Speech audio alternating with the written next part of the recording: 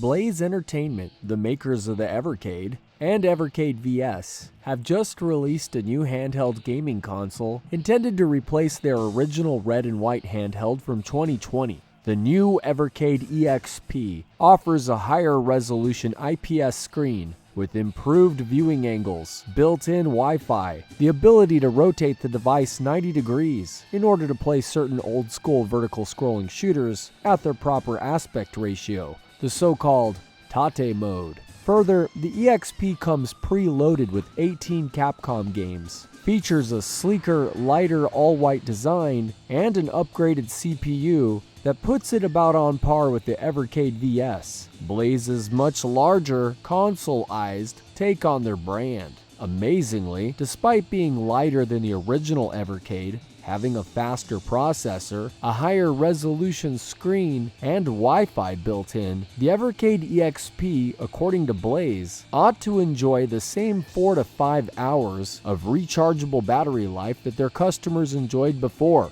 And at a mere 130 British pounds, or 150 US dollars, the Evercade EXP seems like a must-buy for retro gamers who don't already have an Evercade, or who might be interested in breaking into the brand's low-cost alternative to conventional retro game collecting, which can cost thousands of dollars a year. This is because the Evercade promotes the concept of collecting physical media on their own low-cost brand of cartridges, which package games as sets. Each come in its own plastic clamshell case, complete with their own colored manuals. And some of these game collections, such as the new Irem collection, which comes packed in with the Evercade EXP standard, are hypothetically very impressive.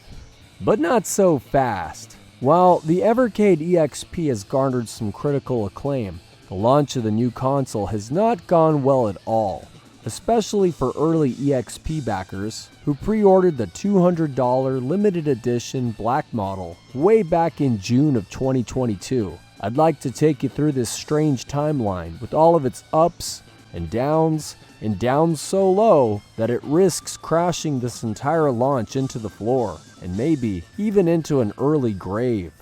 Our story begins on May 31st of 2022 when Blaze hosted a Nintendo Direct-style live video on YouTube, purportedly in order to celebrate the Evercade's second-year anniversary and to thank various YouTube personalities for promoting their console. The main event, however, was the surprise reveal of a new Evercade handheld console called the EXP, scheduled to be released the winter of 2022. This was amazing because the Evercade VS had only come out a couple months before in the United States, so a new console was really very unexpected at this point. But as exciting as that news was, the real fast-talking sales rub came immediately after, with the revelation of the even more better Evercade EXP Limited Edition that comes with a cooler Mega Drive black plastic body and loaded with bonus materials, such as an exclusive carrying case, these postcard thingies, a tiny Irem poster, a keychain, a USB-C cable for charging, both the Irem collection cartridge and the equally excellent Toaplan arcade cartridge, and best of all, a numbered certificate of authenticity that proves you have one of just 5,000, yes, only 5,000 authentic limited edition EXPs that will ever be made. But you'd better act fast and get that credit card ready now, because in this same video, they reveal that even though the Evercade EXP won't be available for pre-order until September, the $200 EXP Limited Edition is going to be available the very next day, June 1st, 2022. And you'd better act fast because Blaze expects all 5,000 to sell out almost immediately. And if you want one, the only way to get one will be through funstock.co.uk. But what in the heck is Funstock anyway? At first glance, Funstock appears to be just an online video game retailer that happens to be located in the UK, which seems sufficient to explain why Funstock has always enjoyed a special relationship with Blaze Entertainment and the Evercade brand. But there's a rumor going around that Funstock and Evercade, alongside a company called P-Cube, are all actually one and the same company, or that they're all owned by the same shareholders and subject to the same board of directors. In other words, they're all subsidiaries of a larger company. Indeed, if you examine the Funstock website, you find hyperlinks to P-Cube, an independent game publisher, and in fact, it turns out that Funstock itself is also kind of a game publisher. They regard themselves as a B2C, or business-to-consumer company that helps small game studios publish physical versions of their games for modern consoles. This explains why the funstock.co.uk inventory is so strange. These aren't exactly the kinds of games that you see at GameStop or Best Buy, are they? It's not to say any of these games are bad, it's just they're obscure.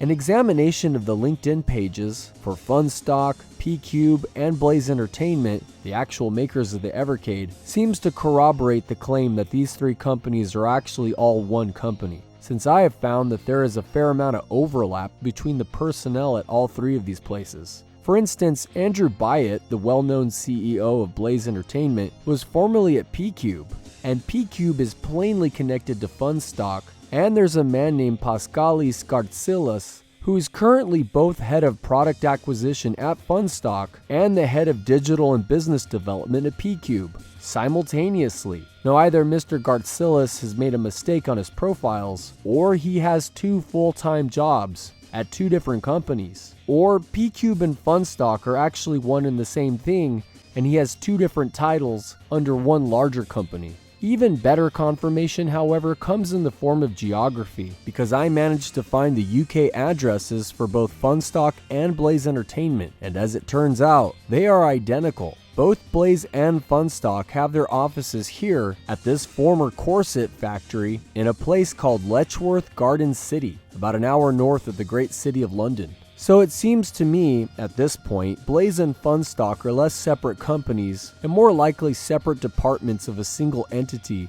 of a name and nature that is beyond the scope of this video. It is possible that this is some kind of coincidence, or that Blaze and Funstock are actually separate businesses that merely enjoy uncommonly close ties and interdependence. But for now, I think the most plausible story is that the rumors are true, and these are in fact really just one company. Thus, when we're talking about Funstock.co.uk, we aren't talking about just another online retailer. We are talking about buying Evercade games and hardware essentially directly from Blaze Entertainment itself. This might not seem to matter that much now, but we're not done telling our story. So June 1st rolls around, and the Evercade EXP Limited Edition goes on sale for pre-order at funstock.co.uk. over at the old corset factory, and it seems likely that, true to their word, Blaze and Funstock managed to sell out on all 5,000 units.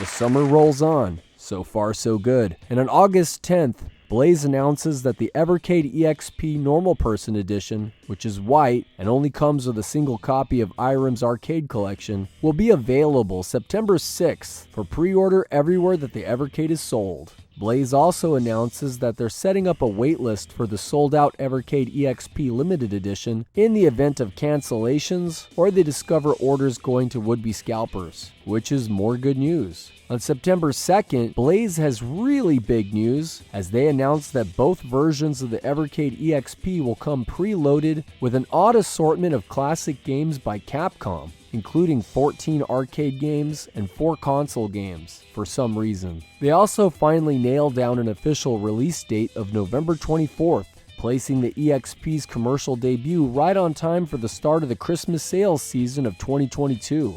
Then a few days later on September 7th, a day late apparently, pre-orders for the Evercade EXP Normal Person Edition officially go live. And again, everything seems to be looking great. But the first sign that perhaps a major storm is brewing comes up on October 31st, Halloween, as Blaze announces that both the Evercade EXP and the EXP Limited Edition will now be delayed until December 15th, just 10 days before Christmas. The reason? In order to meet their high standards of what they want to deliver and to spend a bit more time on the EXP to hone some of the technical features and abilities of the console. Thus, it seems as if by late October, Blaze was not satisfied with the way the EXP was turning out, and they needed a couple more weeks to attempt to solve whatever problems they were having. But they remained determined to keep that Christmas deadline no matter what. This is bad news, but it's small potatoes compared to what happens next. On December 7, 2022,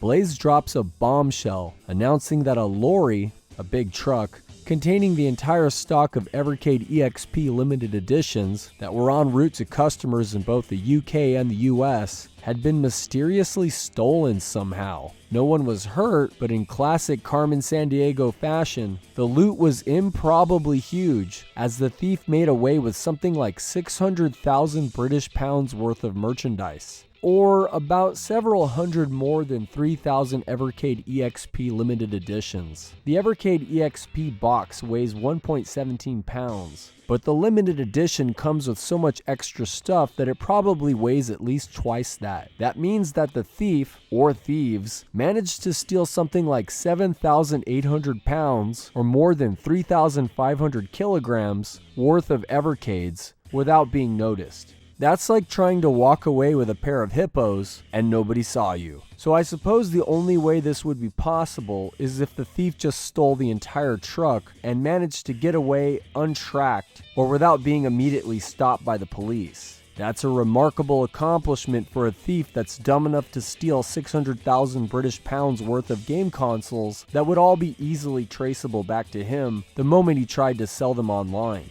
The story's a little bit crazy, but crazier things have happened, and I doubt Blaze would just make it up to buy themselves time. Because 1, that's wrong, 2, it's illegal, and 3, no one would be gullible enough to believe it. So I think it actually happened, as nutty as this scenario actually is. Luckily, according to Blaze, their EU orders for the EXP Limited Edition were unaffected, since those all made it safe and sound to Funstock's special EU warehouse. But everyone else would need to wait and see as Blaze and Funstock worked out the problem of locating 2 hippos worth of stolen Evercades and maybe a truck, as well as the problem of what to do about fulfilling their orders. There's no suggestion of a refund at this point, but rather Blaze promises to deliver the collectible limited editions as soon as possible, ordering their factory to restart production all over again. There's no timeline given, but the affected customers, at least, will have their names added to a list of heroes, somewhere, I presume, in the Evercade EXP's user interface. They will also all receive a free screen protector and 20% off discounts for their next purchase at funstock.co.uk. The Evercade community was stunned by the news, but everyone was also supportive, understanding, and ready to stand by Blaze through the worst of it.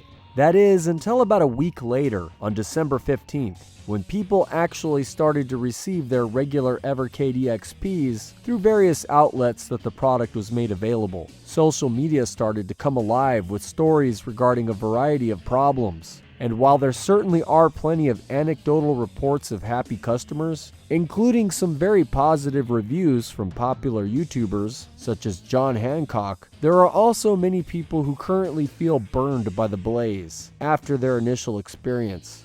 Of the many cited complaints, the most pernicious and most persistent has been a myriad of problems surrounding the battery and how the battery indicators displayed on the user interface. Initially, many people reported that the battery indicator would inconsistently change status during use, and despite advertising a 4 to 5 hour long battery life, many people continue to report a battery life that is much shorter than advertised, but the figures people cite are all over the place. Some say 2 to 3 hours. Some have said it will only last as long as 10 minutes. Others have said their unit only functions when plugged in. Attempts have been made to extend battery life by dimming the backlight and turning down the volume. Some true believers on Reddit have even claimed to get an improbable 6 to 7 hours of battery life by doing this, but this seems unlikely. Recently, a very in-depth review of the EXP was published on YouTube by the Retro Tech Dad, in which he goes as far as performing a system teardown and even formally measures the battery life of his particular unit multiple times. At 50% screen brightness and volume, regardless of what kind of game he played, be it 8-bit or 32-bit, he only got around 3 hours and 15 minutes of battery life. Further, he was able to confirm complaints about recharging the battery, which is taking several hours to achieve.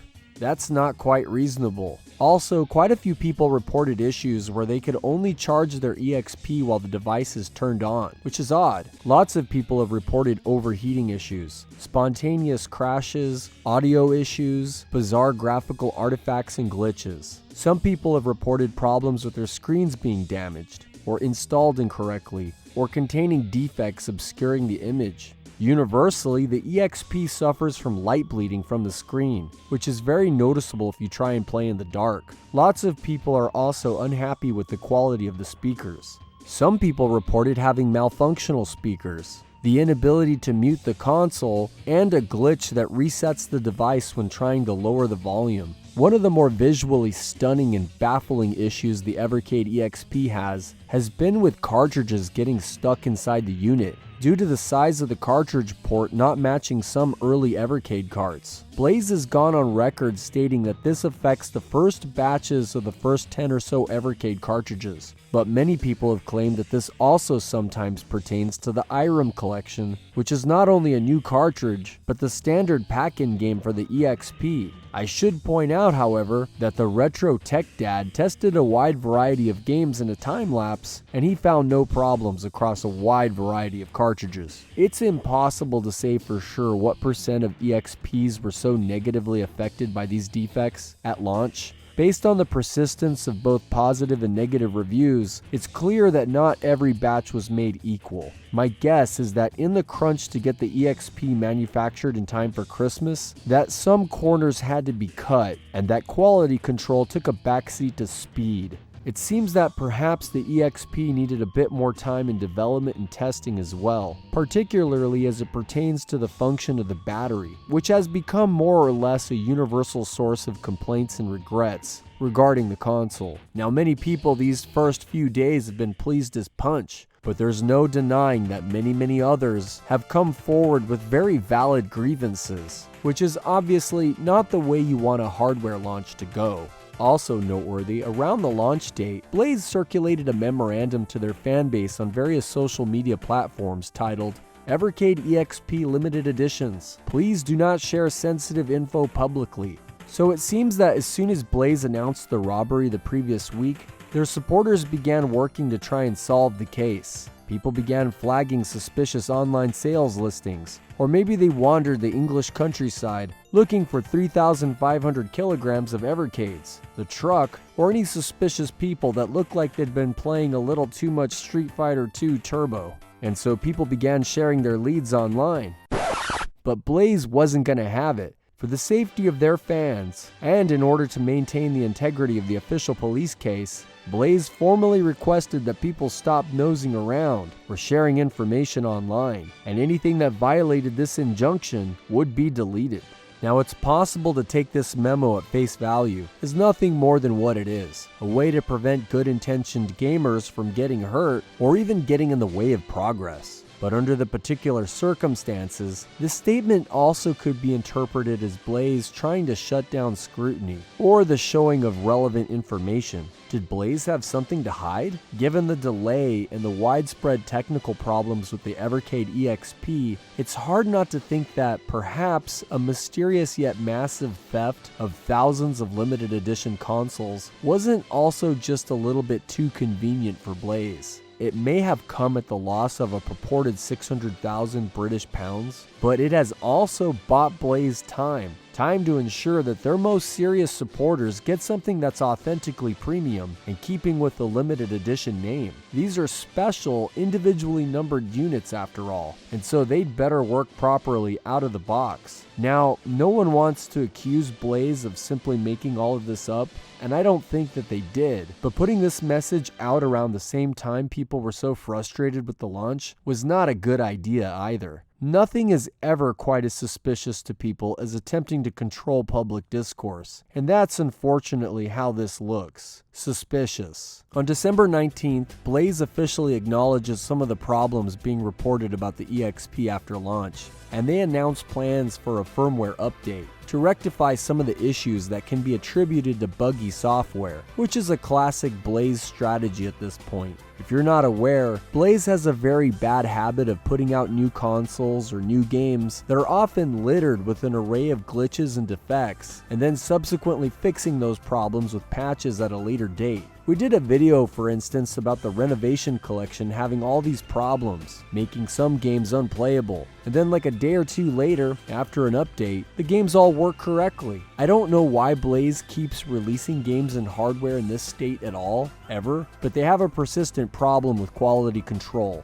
as by now I am sure you are aware. Anyway, so Blaze announces yet another firmware update, which is the reason the EXP comes with Wi-Fi in the first place, and indeed eventually 2 different firmware updates are issued. The first, I believe, was on December 22nd, and the second was released just after Christmas, perhaps on December 27th. Specifically, these were expected to address some of the crashes, bugs, and issues with the battery and the battery indicator on the user interface. But as of creating this video, we are still seeing people with issues. They describe crashes, excess overheating, and all of the same issues with the battery either not lasting, not charging, or just plain not working correctly. I suspect this means that many people are dealing with hardware issues that can't be fixed with patches, and therefore their only solution will be to either exchange their faulty EXP for one that hopefully works, or ask for a refund.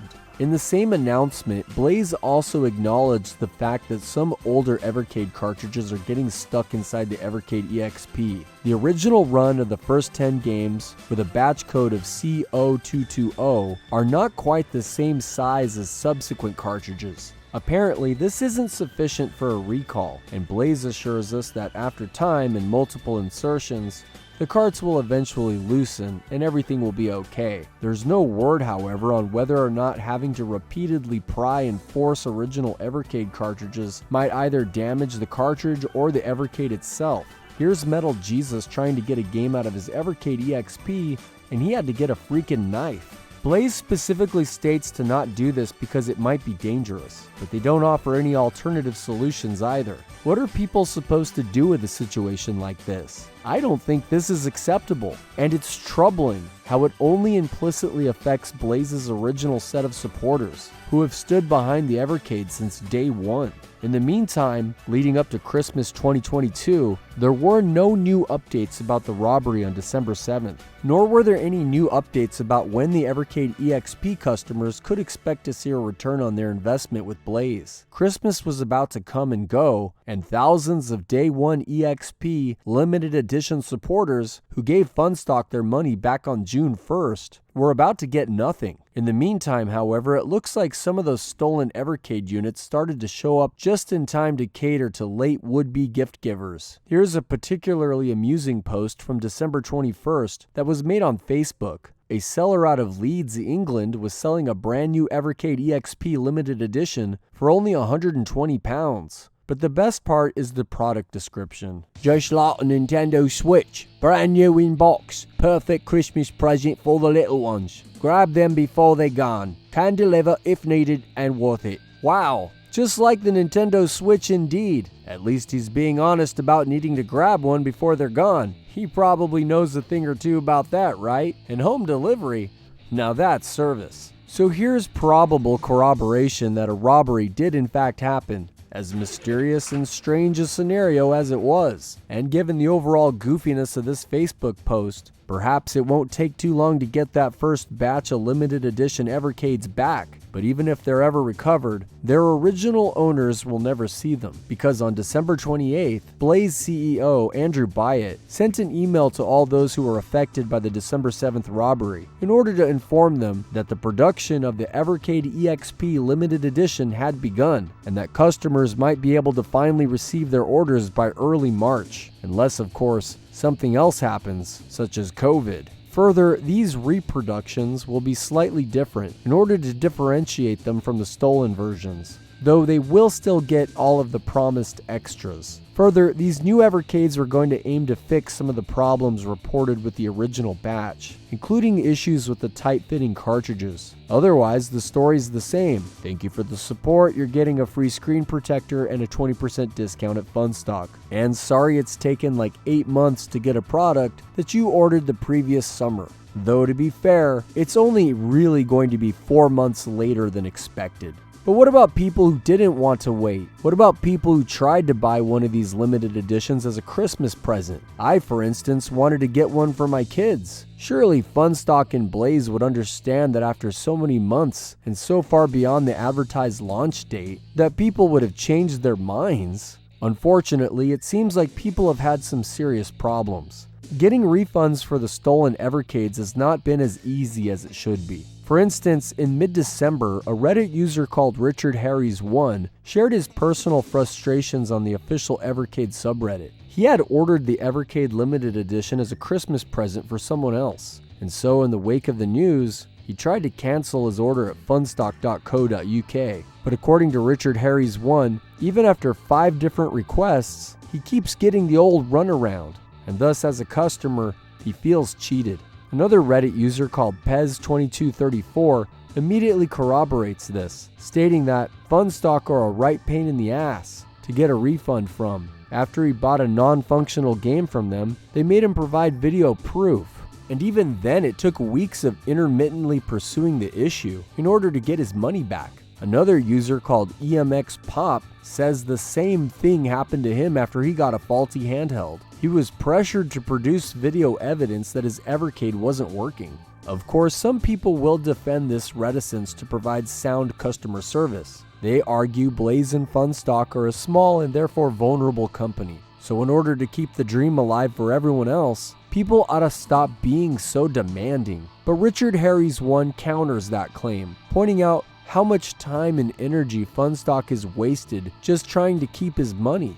They replied to his request for a cancellation and refund for the lost EXP twice by asking him if he was sure he wanted to do so. Another time they tried to offer him other deals, anything but a refund for a non-existent game console that was going to be 4 months too late and that he no longer needed. Why? Why not just give him the money? Didn't they set up a waiting list so someone else could just take his spot? Yet another Reddit user, GamesFlea, corroborates this even further, stating that Funstock also made him send video proof regarding a defective game cartridge. The stated reason? Funstock claimed that they needed to recover the cost of lost revenue from Blaze, but in order for Blaze to agree, they needed proof.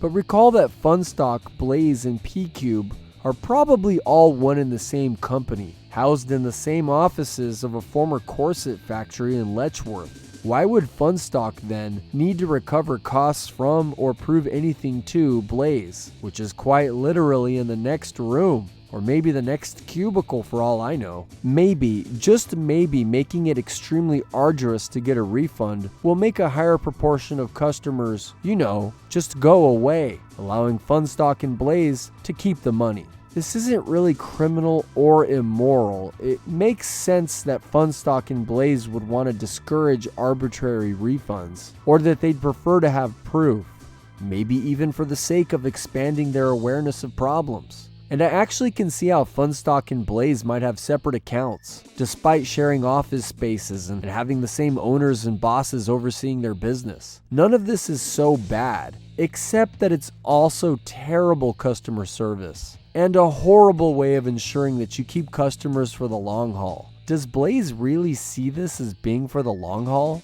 Or are they merely like traveling carnival barkers just passing through town and collecting as many marks as possible? I'd like to know at this point, because if it's the latter, then I feel like I've made a fool of myself defending their peculiar company and niche products in the past. I've given them more than the benefit of the doubt, but am I just another sucker with no self-respect? On December 30th, Blaze addressed the Evercade community once more in the form of their newsletter. They thanked their loyal customers, welcomed the newcomers who recently took the bait and got an Evercade EXP, and flaunted a few of the year's accomplishments. They lamented the theft of the thousands of Evercade consoles stolen in transit on December 7, 2022, and they regrettably note that despite the suspicious online sales posts in England right before Christmas, which may have been fake for all I know, the police have still not been able to locate either the 2 hippos worth of loot or a culprit. Blaze also announces yet another firmware update in an attempt to improve the Evercade EXP's performance, and they announced their intentions to release 11 new cartridges, minimum, over the next year. And so this confirms that at the very least, Blaze really is trying, and that they really are in it for the long haul. It's just that sometimes it's possible to dream big and come up woefully short of expectations. Back in 1983, a scrappy little toy company in Kyoto, Japan, released a little video game console of their own.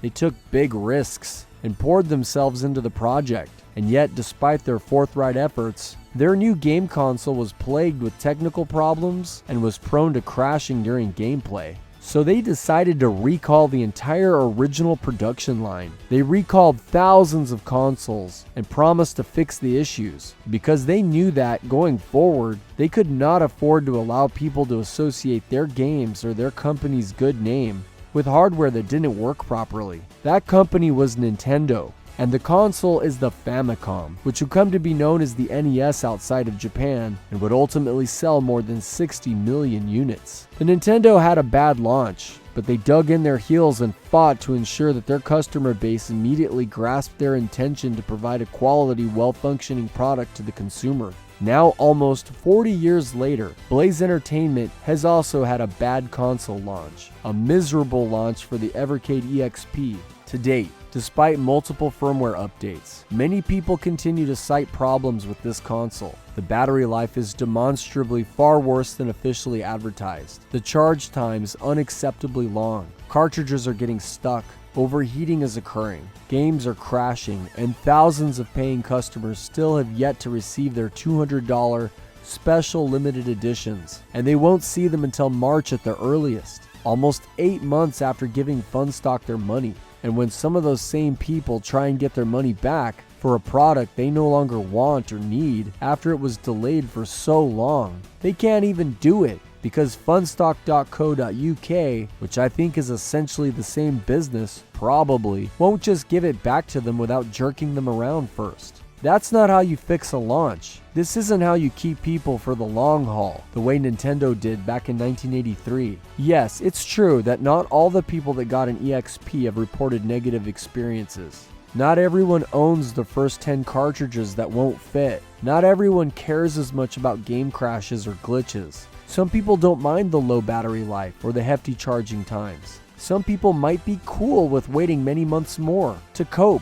to swallow their constantly winnowing expectations of this brand. And that's fine. Clearly, Blaze seems to have earned some goodwill, but unless they do something drastic now, they are risking squandering all of it, because that goodwill is not boundlessly everlasting. Blaze has and will continue to cross a line, and when they do they really think anyone will actually be left standing that wants to buy one of these 11 new games in 2023? Blaze has to fix this, and fix it now. If original cartridges aren't fitting in the current EXPs, then you need to send people an EXP that can fit these cartridges. If batteries don't last 4 to 5 hours as advertised, or take hours to charge, then you need to fix it, or change your story. If units are overheating so much that melted components are spilling out of the speakers, here's a photo to show you, then you need to address these concerns openly, decisively, and publicly, and now. It will be costly, it will be time consuming, no one likes to miss the Christmas sales season either, but sometimes you have to take a loss in order to secure your future, insofar as you have one left. And for the sake of your loyal customers, just give people their money back already. It's not like you lost it all in some kind of cryptocurrency scam. That would be ridiculous. Wait, why are you looking at me like that? Tell me you're joking. You're not serious. Tell me you're kidding, man! Well, I can say that I'm only joking. Or am I? Thanks for watching. The end.